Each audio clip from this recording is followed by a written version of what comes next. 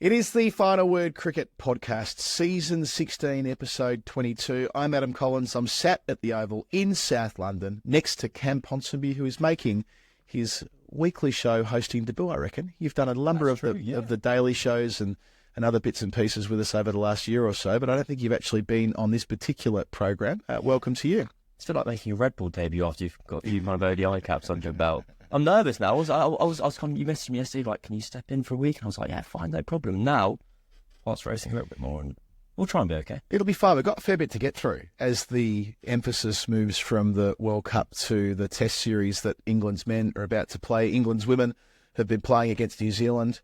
The West Indies are about to be in town. There's county cricket going on. Freddie Flintoff's son's dominating in the under-19s, or at least in the warm-up game he was.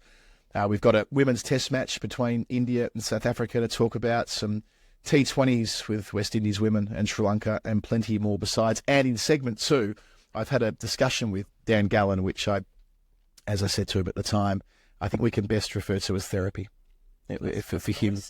Well, we don't do enough on South Africa. I think as a podcast, we do a fair bit, but often we've just focused on when there's been like a scandal or something administrative behind the scenes. But culturally, I don't think we've done enough over the years talking about the South African teams, plural, and how it kind of intersects with the country. And Dan does a really good job of summing all that up and why what happened on Saturday hurt him so much. So I thought that was a worthwhile conversation that'll be coming later. So that's the framework of today. Wonderful. I got really frustrated with South Africa on the weekend, just in the shape that they've done so well and they got so far and so close, and yet somehow the kind of the narrative, the choking narrative, which I find quite dull, to be honest, manages to live on. And you're kind of hoping that if that final, breaking that kind of, getting that monkey off the back would be the end of it.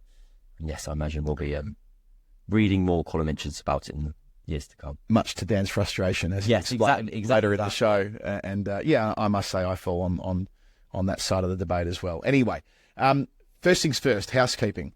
Why is it you sitting here and not Geoff talking me down the screen? In simple terms, it's because Geoff's in the middle of a hurricane. He was meant to fly back to Portugal today, but he's not able to do that. In fact, I don't think he's flying back for days the way things are looking. He has sent us a voice note, though, and I thought just straight away we'll give you a sense of what it feels like where Geoff currently is in Barbados, where a hurricane has swept through in the last day or so. All right, so that seems fun. Cam, you've sent us a voice note as a contribution to the weekly show before, which was far more easy breezy late last year when you were in the Caribbean. Not quite repercussions, to be honest. Yeah, talking about the girl you were seeing and revealing it to the world via our podcast may not have been the most sustainable relationship strategy. That was a poor life decision, but it's fine. But we move on, we learn. Life's about making mistakes and learning. Yeah. We could have made that judgment before I sent you a recording to go out into the world, but there we go. It's all well and good. So presumably Geoff will be back with us. I mean, the idea was he and I would make a story time later in the week. Who knows? Maybe you'll end up making a story time as well. But time will tell on that front. The main reason I wanted to have you here today is the fact that there has been so many different talking points out of the England Test squad announcement. I guess the most obvious one, the most grabby one, was that Jamie Smith's going to make his debut in James Anderson's last Test match, as it happens, at Lord's, starting on the 10th of July against the West Indies. Not just as a batter, though, as the batter keeper. They've decided to drop Ben Foakes, overlook Johnny Bairstow for that position, which he held last year against the Australians, and in comes the inevitable Jamie Smith. And I think it's a decision that, although headline grabby and kind of the top story, I think it was almost inevitable. I remember doing the final interview with Brendan McCullum at the end of that India Test series, and he used this phrase which in my mind was kind of fatal for Foakes, where he's like, we haven't thought about that, we haven't made this decision, but we want to wicketkeeper with the firepower we're looking for. And you're like, okay, well, that's not Ben Foakes. Ben Foakes is not a player you associate with the word firepower. Whether that opened the door for Bairstow to come back was the kind of next question, but the sense and the expectation was, right, this is a line in the sand, this is the chance to move on. And I think that's a very important context to look at this squad kind of through the eyes of this squad with, is that up until this point, England, Stokes and McCullum have gone, we pick a team to win the Test match that we are playing now. We don't pick for the future, we pick for the now, and that will look after itself. This has been a marked change with this Test squad, in that this is a squad that has been picked for 18 months' time. So when you see Jamie Smith being effectively shoehorned in as wicketkeeper, that is because when you go through that top six, Crawley and Duckett, Pope, Root, Brook, Stokes, unless there's a dramatic loss of form or retirement, there is not space in that top 6 for potentially the next couple of years. Yep. They see a player with as much talent as Jamie Smith, and although he might not be the overall kind of wicketkeeper that's safe, for the sake of argument, Ollie Robinson would be, they're like, we need this guy in the team at some point, somehow, and this is the route to doing that. And then when you kind of follow that logic through, that's when you get to the selection of Bashir over Leach, for instance. Yeah, I agree, and we'll definitely come to that as well. With Smith, it's that they have made the call that they want him in the side, and how they get him there. Yeah, it does require some retrofitting of logic and so on, because the first summer of Bazball, there was so much emphasis on what Ben Folkes brought to the team to help anchor it as required at number 7. It's easy to overlook how well he played at Old Trafford when the chips were down, and it was Folkes that got them out of jail, and other contributions along the way. He was there with Joe Root throughout that chase in the very first Bazball test against New Zealand in June 2022. But now I think it is reasonable. And if you read Rob Key's comments back in, I guess it was February, when he did that interview with Nick Holt in the Telegraph, they have signalled that this is, again, to use some jargon here, Bazball 2.0 starting this year. It helped inform what they did with James Anderson. They want to give him the courtesy of the farewell test match, but they don't want to, in effect, have a situation where they miss out on a summer of getting test matches into players. And the same applies to Jamie Smith. And I understand the frustration that Ollie Robinson, as in Durham's Ollie Robinson, might have. I saw a little bit of online back and forth, one thread in particular, raging about the selection before adding they'd never seen Jamie Smith bat. And I get that, because not that many people are getting the chance to watch it live, county cricket, right? Because it's impossible to do all things at the same time. There's often 7 or 8 games being played concurrently. Well, we've seen loads of Smith, but who are we? It's the people that have played 20 years of professional cricket or whatever it is, who are looking at this guy and saying he's got the game for all time zones. He's potentially could be the kind of guy who could go to Australia, the way that he dominates bowling, fast bowling especially, the tempo he scores at, and make an impact in Australia. And how often have we seen England teams playing an Ashes series away from home, lose 4-0 or 5-0 or 4-1 or whatever it is, and the criticism invariably is, where's the medium-term planning been? Well, this is medium-term planning. Yep. It's not about, it doesn't discount the fact that they want to win all 6 test matches this year. Of course they do, but you can, I suppose, walk and chew gum a little bit at the same time here, and that's how I see the Smith selection, even if a little bit of me is like, I think he's an absolute genius, and I wouldn't want to see his test career be compromised right off the top from the extra mental exertion required to wicket keep for hour after hour. Saw a little bit of that with James Bracey. He was cut off at the pass. I think he's a bit of a separate beast, Smith. He's just that good. But if you put that to one side, the wicket-keeping duress on pure batting grounds, they need him to be established in the test side when they go to Australia. Not like what they did in 17-18 with Stoneman and Wesley and Milan and Vince to an extent, where they gave them a little bit of a run and they hoped, crossed their fingers and hoped it was going to work in Australia. In Smith, they should have about sort of 15-odd test matches into this guy before he rocks up at the Gabba. And I don't think this is a selection where Jamie Smith is going to be England's test wicketkeeper for the next decade. I think this is a route for Smith to be in the team and graduate to being a batter. To be number 4, right? To be number 4. Yeah. Just to paint a potential timeline that I'm getting carried away with because I just thought about it in my head. You go 18 months of him at number 7 with the gloves. Away Ashes. Stokes steps down, retires from Test cricket. He goes up to number 6. Does another couple of years at number 6. Root retires at 37, 38. He goes to number 4. And he has this like potential career arc ahead of him. And then that is where potentially Ollie Robinson's route into the team happens, which is in 18 months, which is we don't want this guy to have the gloves forever. I think Ollie Robinson, I think Rob Key mentioned it today, that they spoke to Ollie Robinson. They had a conversation with him. He is in the reckoning for as being like the next cab off the rank for the gloves. So I don't think this is a case for Robinson to think, I'm never going to play or be England's test wicket keeper because Smith's going to have that role for the next 15 years. I think they used the fact he can keep as a way to get talent into the team.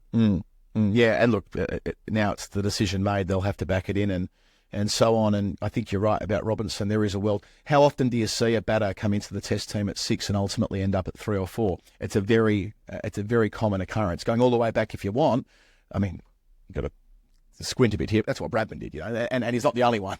A lot have done it. Greg Chappell. I was expecting you to say Bradman. Well, Greg Chappell debuted at 7. His 100 on debut at Perth in 1970 he was at 7, and Ian Chappell did the same at number 6, and others. So, I guess it's more an Australian thing, but I think Ponting did it as well. I think Clark started at 6. He did, yeah. So a lot of Australian cricketers do start there. There's no reason why Smith can't do a similar thing. That's the gloves. And just on that, in closing, wouldn't be surprised if we've seen Johnny Bairstow's last Test match. You were there up at Dharamshala, where he received his 100th Test cap. I was pretty strident in my view that he shouldn't have played that Test. But that's okay. He did, and he was recognised accordingly as one of the small handful of cricketers that have that kind of longevity. But now that he's not the wicketkeeper, and he's very much not in that top 6 that they're talking about to go all the way through to Australia, I don't really know how he gets back, and with a 2-year central contract, which is a bit of extra. Oh, it's a wonderful little bit of seasoning, the whole kind of selection issue. I think with Bairstow, there's this quote from Key today, which I think is worth reading out, which the cricketer have pulled out, and it's Robert Key on Johnny Bairstow, and it says, generally his form in all formats has been going slightly in the wrong direction. You want him to get back to where he was when he started under McCullum and Stokes. And it's the same with keeping. It's an arduous task. You want someone who can back it up series after series, and we weren't convinced that Johnny would be able to do that, especially at this stage of his career. I really think there is a chance that, if not maybe the odd white ball game or here or there, I think it's fairly likely Johnny Bairstow's got fewer than 5 to 10 England games left in his career, which is given like the fanfare that's attached to kind of Anderson's last Test, or the kind of the way that lots of excellent England players have been able to bow out recently, seems a bit kind of incongruous or congruous. I can never get those two words the right way around. But incongruous, you got it right first. Yep. Perfect, thank you. And I think Bairstow, it's highly likely he will not play another Test match for England. And look, where does he come in?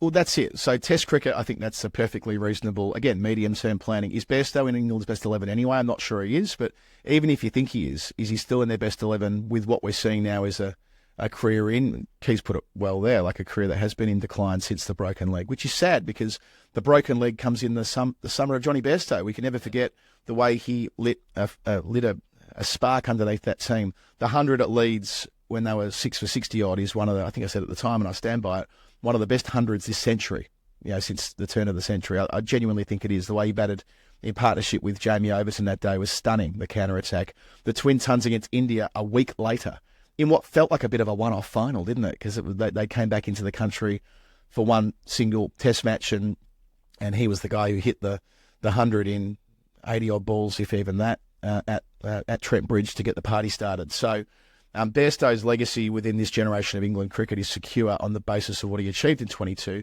It's just a shame that at the very end he broke that leg. Maybe one-day cricket, if they're not going to play a lot of bilateral one-day cricket between now and the next World Cup, but if he really found a groove there and kept making runs in that form of the game, that might be one way he sticks around. Sure. And I also think that time will reflect increasingly kindly on Bairstow's career because he gave people moments. Yeah, it was so much fun, both in the kind of extreme, both in the highs and lows of his career. Yeah. He had the summer where he had the Bazball summer where he was the best player in the world, and he gave people occasions where they're at a Test match or watching on TV going, I cannot believe what I'm watching. And he also gave us periods of time where he just missed straight balls, which is really funny when like the best players in the world just kind of fail at the kind of most basic task of it. And he was this kind of comical figure almost. I don't know if comical is the right word, where he's like a cartoonish figure where he was capable of anything. And so when you were watching Bairstow, you were excited. It was fun. And that's what I feel like, at least personally, when I think back to times when I enjoy watching sport, is when like the player makes you feel something or makes you excited in anticipation of what might be about to occur. And Bairstow did that. So although it might be a bit of a tame exit out of stage left after 100 tests away in Dharamshala, but he doesn't get the goodbye at home, I think everyone will kind of reflects very fondly on his time in an England shirt. And what you say there about the troughs and the peaks, one followed the next, right? So in the 2.5 years, I haven't got the stat to hand right now, before Bazball, he averaged 20. It was a horrible 22 and 22. I remember that. Right, it was a same number. Yeah, horrible run of form that was persistent, and we thought his Test career was done even at that juncture. To come back and have what he had after that, which really started with the Sydney Test, which was such an exciting 100. It was a fucking awful series, 21-22. We were starved of highlights, and one genuine highlight was Bairstow counter-attacking 100 in the humidity and a bit of rain about that day as well. So, yeah, absolutely. Johnny Bairstow, it's a career well played, but whether there's any more to it, well, it feels improbable. The spinning question, we both got to see Shah Bashir bowl out here. Of course, you saw him bowl in India as well, but out here with our own two eyes against Surrey early in the year. As it turns out, he played another game against Surrey last week where Dan Lawrence took him to the cleaners to the tune of 38 runs from 1 over. But it's felt obvious to me for months they want him. It's like it's been so clear to me. Okay. Just between talking to a few people and also reading between the lines, they want him not for exactly the same reasons that they want Jamie Smith in the side. It's not as though Bashir is making the sort of case that Smith's been making with the runs he's making and the way he's making them. With Bashir, it's more about, I guess it's well, you know more about this than I do, but it's the analytical breakdown and it's the way that he with a bit of extra height. Yeah. And if they're going to have a spinner in Australia and they don't think it's going to be Jack Leach, it's going to have to be someone who, again, has got some test cricket, some proper test cricket under their belt before they rock up, because you do not want to have... There's one thing worse than being a finger spinner in Australia if you're not Graham Swan or Nathan Lyon. The worst thing than that is being an inexperienced finger spinner in Australia. You just get slaughtered. So, again, giving him a run-up, giving him a chance... I'm not entirely convinced he plays at Lords next week, by the way. I think there is a world where the pitch is a green top, that it's a Jimmy Anderson special that has been prepared for this glorious farewell. I'm being unfair to I'm being uncharitable there. But you know what I'm trying to say? It's a pitch that is tailored for fast bowling, and they see a world where Dan Lawrence actually bats 8 and they use him as the extended lineup, and he bowls a bit of spin. But assuming Bashir is the number one spinner through the whole summer and then into Pakistan over the winter, that is a longer run up. I think it'll be just all the noise. If they were to pick Bashir, the squad they've picked with a view for 18 months' time, I'll be shocked if he doesn't play all 6 Test matches this summer, because then what's the point? There's no point. What's the point? Yeah, squad for 18 months' time in the future, and then not using the time you have now that you've kind of picked this guy for.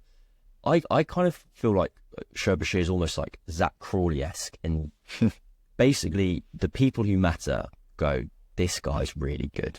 And that his best off break is an exceptional delivery. Because for all the kind of noises that this was a pick on release height and analysis, basically what it came down to was Ben Stokes clicking on Twitter one day and going, I think he looks really good.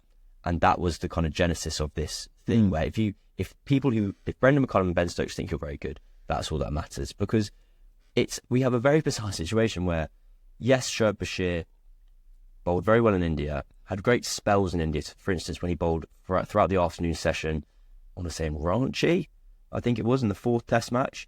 Very impressive. To be able to do that against high-quality players of spin is an incredible skill and an incredible achievement. In first-class cricket, in the county championship, he averages 70 with the ball. He has 16 wickets. He has fewer wickets in, I think it's like a dozen first-class games, or slightly fewer than he does in 3 Tests for England. It's been a strange start to the season for him, in that I can imagine there are quite a few county batters out there at the moment going like, really? Like, we didn't see it, kind of thing. Like, we bowled against him and we played against him, he was all right. And I find it a strange selection, but I'm also more than happy to kind of bow down to those who kind of know more, as it were. Well, this is it about having selectors, isn't it? Like, if we just pick teams based on runs divided by wickets, then it'd be pretty boring old sport. Like, there has to be room for judgment. I didn't know his bowling average was quite as bad as that, but it is. I think as much to do with anything is that they don't think Jack Leach is going to threaten anyone in Australia, and they think Bashir is just a little bit different enough with the way he gets the ball from a slightly unusual run up as well on approach. It's not a conventional finger spinner's approach. Yeah, nothing about it really feels conventional, and maybe that's what you need to be, just a little bit different. Time will tell. He may not make it. They may give him the summer, and it might not come to pass, and someone else might come through. And Mason Crane might bowl. To pick one spinner. Sure. Although I do like the Mason Crane career arc. I think he's bowling beautifully at the moment and a bit underrated. But scoring runs as well. Scoring runs. Well, the way there was a clip that went viral of him a few weeks ago, setting up. I think it was Toby Rowland Jones with about 14 leg breaks before the wrong. And you are allowed to improve as a bowler. You are allowed to be 21 or 22 or 23 and be one kind of bowler, and then be 28 or 29 and a different kind of bowler. And Phil Tufnell years ago once said to me they shouldn't pick spinners who are under 30 because you don't know your game entirely. Well, this goes against that with Bashir being a young man. But anyway, that's the spinning spot. As for the quicks, we'll do this relatively quickly, quite a bit to get through. But Potts is there. Okay, we expected that. They put work into him a couple of years ago. Wokes is there. Fair enough. Player of the Ashes last year, especially in the post-Anderson world. It makes sense that he would be the senior pro, the senior seamer. Anderson for one, we knew that. Cook injured, fair enough. But it's the not theirs. Also, one more. Dylan Pennington, who's been picked in the squad, and he will play a test in this series, I'm certain. But no Robinson and no Wood. And now Wood, they say, isn't quite ready in terms of the loads and so on, and they're very, very careful with him. But Ollie Robinson, surely he wasn't omitted on the back of one Louis Kimber over. Surely, I'm being a bit facetious there, but it does feel quite like a big statement, though, doesn't it? That the guy who's got such a great record in home test matches and was a guy they really wanted playing last year against Australia has been dropped, straight up dropped. Yeah, I think he was dropped on the basis of one test in India. That branch test match was pretty fatal for Robinson when he got a few no balls, and it was slow. It was so rare when, and he obviously just wasn't in the right shape or whatever. But it's so rare when you're watching professional cricket. For the most part, people are bowling around 82 to 86 miles an hour, and it all looks kind of like a mush, a mesh kind of thing. And so occasionally if someone bowls 90, you go, wow, that's incredible.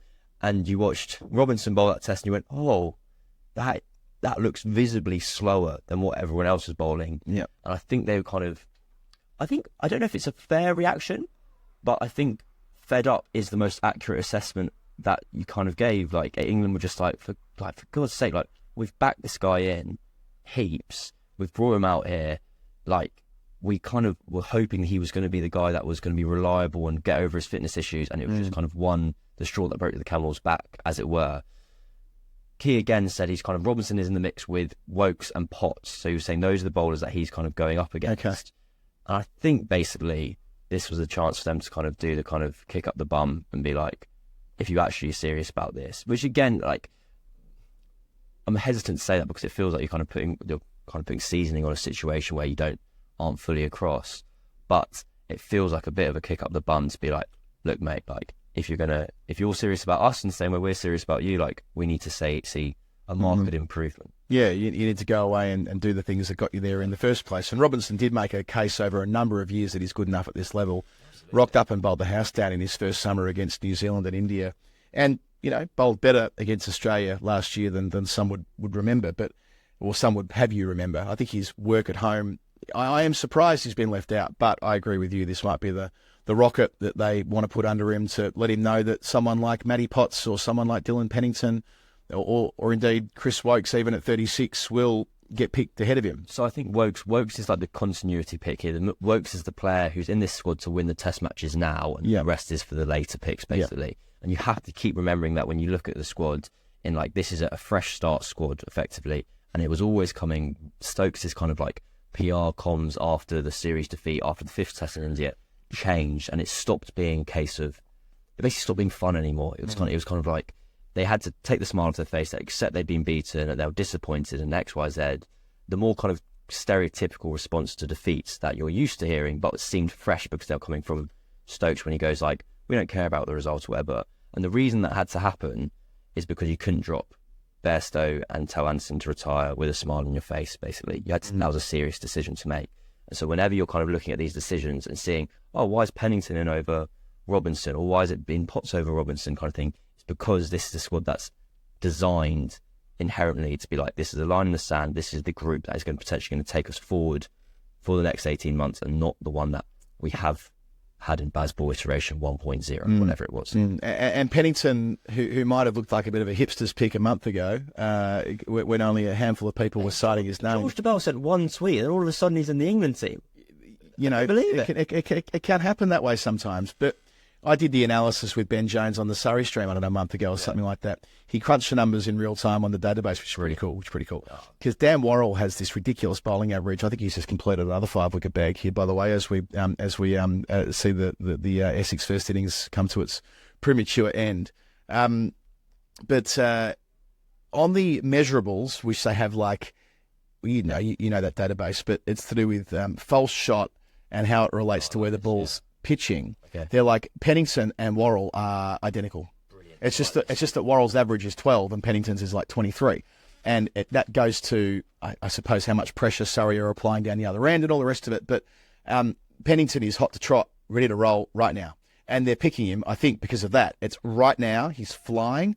Let's see whether, at this point in his trajectory, having moved clubs last year, having moved this year, to Notts from Worcester, everything trailing in the right direction, can they release him? Yeah, he won't play the first test. Gus Atkinson, who I neglected to mention before, is skipping this county round almost certainly to make his test to Belt Lords. You would think that's the logical thing. That's the other guy they want to get test cricket into with an eye to Australia. But maybe Pennington plays for Anderson in the second test, and I mean, who knows, right? But that's how it feels to me. Like Pennington and Potts and Atkinson all get their lick of the ice cream in the first two tests against the Windies. I think I completely agree, basically. And this Pennington pick, I was slightly facetious there. I was going one tweet and it was away, but it was kind of like, I do also think you're right and it will work in terms of you've got a guy who just looks to business, and England are very guilty of doing that, or very happy to do that over time, whether it's with like Bryden Castle or Gus Atkinson, where they go like, this will just work. Like, it's a bit like Spencer Johnson with Australia, where he hadn't played any professional cricket. He'd been injured in 7,000 different ways. And then he started bowling the Big Bash, and he was 6'5", bowling 90 mile an hour with left arm. And they're like, well, that will work in international cricket. Those are the right ingredients that will translate. And they're kind of having that sensation of Pennington at the moment, where they're going, big strapping lad, give him the ball. Who are we playing against? West Indies, Sri Lanka. Perfect. We'll average 26. We'll take him off to Pakistan and New Zealand, and we'll let him keep going, basically. Set him free. So, Cam, some bits and pieces elsewhere before we go to our first break. One, unfortunately, Kemo Roach isn't able to play in that test series. I'm gutted about that. I remember being at those test matches in 2012 over here when Roach burst onto the scene, bowling fast, hitting Bairstow. I recall a young Johnny Bairstow getting worked over by him. Unfortunately, that injury he picked up, that knee injury playing for Surrey in their loss to Hampshire before the break, hasn't recovered. So 270 test wickets, but none of them in England since 2017. That's the last time the Windies visited 7 years ago, which seems such a shame given how good he is in these conditions, having performed for Surrey across 4 different stints. So that Windies squad, led by Craig Brathwaite, and a number of players who were successful against Australia at Brisbane earlier this year. The experience of someone like Jason Holder, the former captain, Josh Da Silva, who's had some success against England, making a test century the last time the teams met a couple of years ago in the Caribbean. Zari Joseph named as vice-captain, which I think is significant. They're showing that he's someone they are trusting for a leadership role. Jayden Seales, who's bowled really nicely in the championship this year and seems to have taken the next step. So it's difficult to see a world where they genuinely push England, if I'm honest. But to me, it does feel like a more robust team than the West Indies sides that were being released a couple of years ago, let's say. So I think it was Will McPherson who said this. We were just having a chat about this series months ago, and I thought his assessment of the series was correct, where he was saying West Indies have a strong enough bowling lineup and England have a brittle enough or kind of a erratic enough batting lineup that there'll be one innings out of the 6 that England bats where it'll be 120 all out. Yep. And the story of the series will be whether West Indies can win that test match, basically, or whether England can ride that wave. Because realistically, this is meant to be the 6-0 summer. This is meant to be the first time since like 2004 that England win every test of the summer. And that sounds arrogant because it is. That's just kind of the expectation that they put on themselves. But I do think this will be such a... I don't think it's going to be a sad test series. We're talking about this. I've always slipped into like kind of patronising West Indian cricket. They beat England the last time they played each other in a test series in the Caribbean 2 years ago. And that was kind of like a war of attrition. I think this will be the other way, where I think you're going to have 2 bowling lineups who are wrestling through the opposition's batting lineups, and it'll be a case of like innings across matches, decide test matches. England should win it 3-0 in home conditions, but I would not be surprised at all if you rock up to the cricket one day, you turn the TV on, and Shamar Joseph's on like 5 for 17 or whatever. They've got a wonderfully strong bowling lineup. And as sad as it is that Kemo Roach is missing, especially in the context of him being a red ball specialist and how much he says he loves playing test cricket and how annoyed he is at how few opportunities he has to then miss out some through injury, is a massive shame. But if you had to pick a skill set of one player for them to lose, it would be one of their seamers, because not all of them are going to play anyway. They had to fit 5 into 4, and now they'll just play the 4 seamers, basically. I neglected to mention Shamar Joseph. How dare I, given how important he was in beating Australia. Cam, going to take a brief pause here before doing so. Just our thanks to Westfield for looking after us on Saturday again. That was terrific. Westfield London, they had us over at 6s, and put on the bar tab and made sure that our final word listeners were made to feel very welcome. So more news on how we're going to keep moving forward with Westfield over the next couple of weeks. But that's worked quite well with the question of the week and that kind of thing. So keep an eye out. Download the app. That's the thing you can do which can help us in our relationship with Westfield, is to download the app and to be part of what we're doing with them. Westfield London, Westfield Stratford City, more extra, less ordinary, and the ad copy throughout the course of the World Cup. Thanks to Sheehan, was absolutely brilliant, and we enjoyed that the whole way through. All right, a break and then a little bit more, and then we'll come back to South Africa. Final word, Adam Collins, Cam Ponsonby. Just a real quick fire segment here before we let you go back to commentary.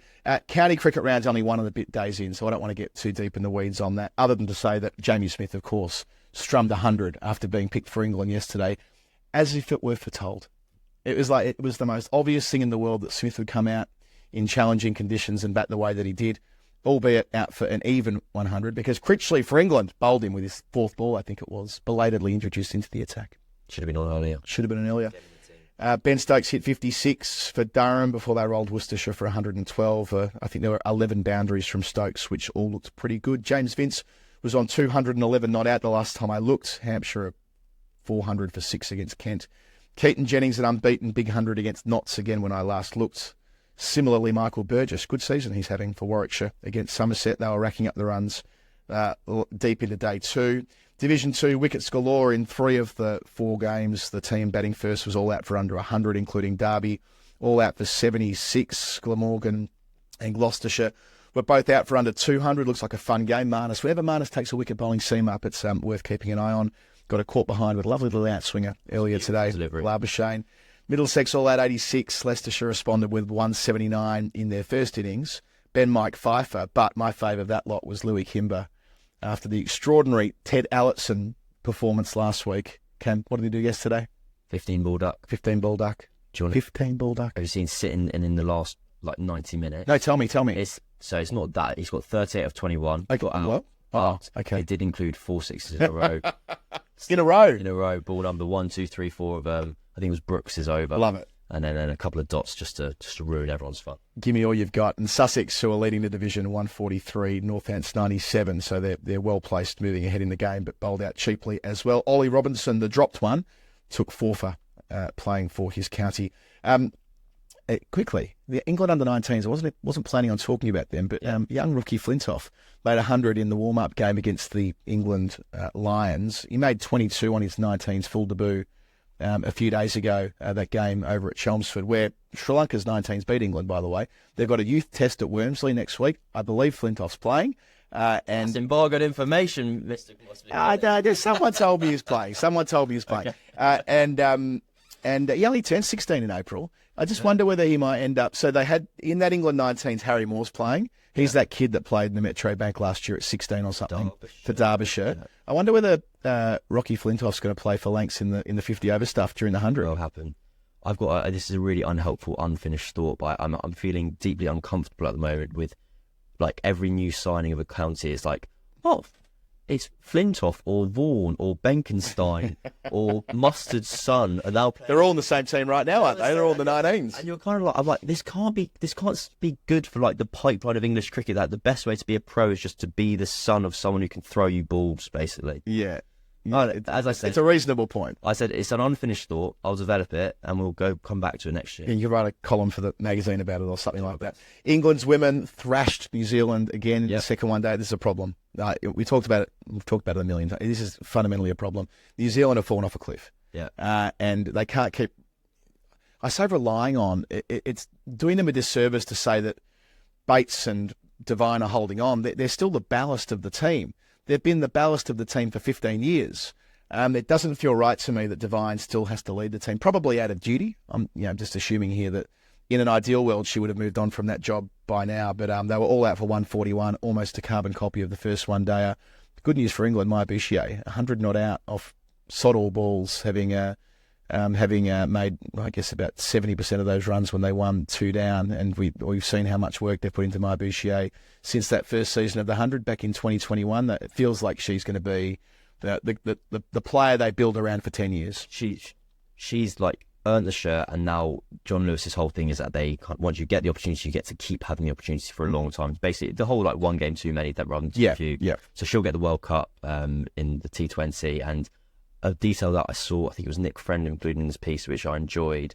It was her first ever 100 since she got one in the under 13s. Oh, right. But Bouchier didn't even know that she'd got it, so I can't really quite work out.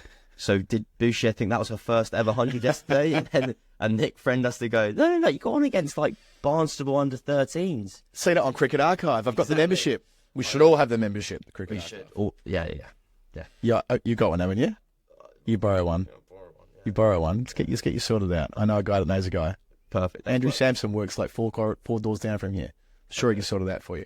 Sophie Eccleston, 9 overs, 3 maidens, 5 for 25. Just another day of the week for Eccleston. And Charlie Dean, everyone's favourite, 2 for 35. Fuck, she's a good bowler. Charlie Dean's great. Future England captain. Yeah. She's going to be leading that side for a decade once Heather Knight stops. And as for New Zealand, it's the domestic system. I was interviewing a New Zealand player today, and they don't have professional contracts in domestic cricket. What do you think's going to happen? Everyone else is doing it. So they know their route to becoming a team that can compete with Australia, England, India, South Africa, even Sri Lanka. They've all got the same thing going on, apart from New Zealand. They're the odd one out. Speaking of women's cricket, India smashed South Africa by 10 wickets in a test match. However, it was closer than it kind of looked. I took for granted what was going on there because India did something remarkable off the top. Won the toss, batted, and made 603 for 6 declared. Shafali Verma, teenage sensation still, 205 from 197, first test ton.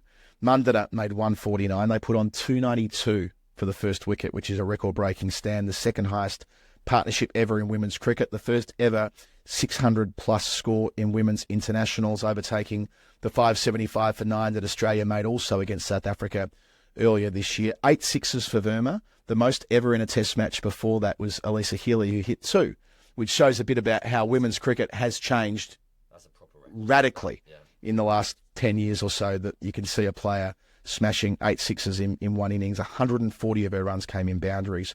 Then Risha Ghosh had enough time to make 86 from 90, other half centuries too. They got to that score, 600 plus, in just 115 overs, going at 5.2 and over. It's a pretty decent bowling lineup as well. South Africa were bowled out for 266. Yep. With Marazane Kapp, who's unable to bowl with a back injury, still made 73 and batted for ages. Had to follow on, and they batted for 150 overs plus, and they got it down to the final session of the 4th day. Imagine they saved that. So centuries for Vulvart and Sune Luce, but they were probably like an hour away from actually getting a draw, having had 600 run up against them and following on. So it wasn't as bad a test match as it looks, and you're seeing here other avenues to victory in women's test cricket that maybe weren't there a few years ago when the scoring rates were much slower. I found it funny that Wolvart was saying before the test match, she was going, I just play cover drives. Like, I play against the white ball, I throw my hands through stuff. How am I going to bat against the red ball? It's like, he seems to do all right. 100. It was, I find it really interesting, that topic. I find women's test cricket a really interesting kind of storyline of the sport. I think people often focus on the batting technique and challenges swapping from white ball batting to bowl, from white ball batting to red ball batting.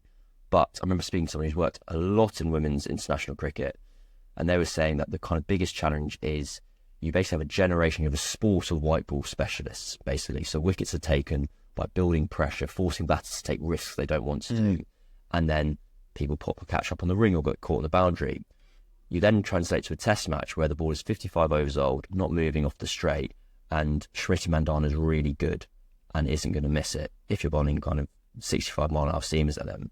So it's like the next progression in that side of the sport is kind of the skill level to then maintain the skill set that is able to rip out talented batters with an old ball when they don't have to take a risk against you, and how that develops. And then you tie that in with Elisa Healy's point, where she, to paraphrase, basically says you need women's test match pitches to start on like day 3, because the reason the degradation we associate with test cricket is when you have 6'5" seamers running down the middle of the pitch, and they don't break it up.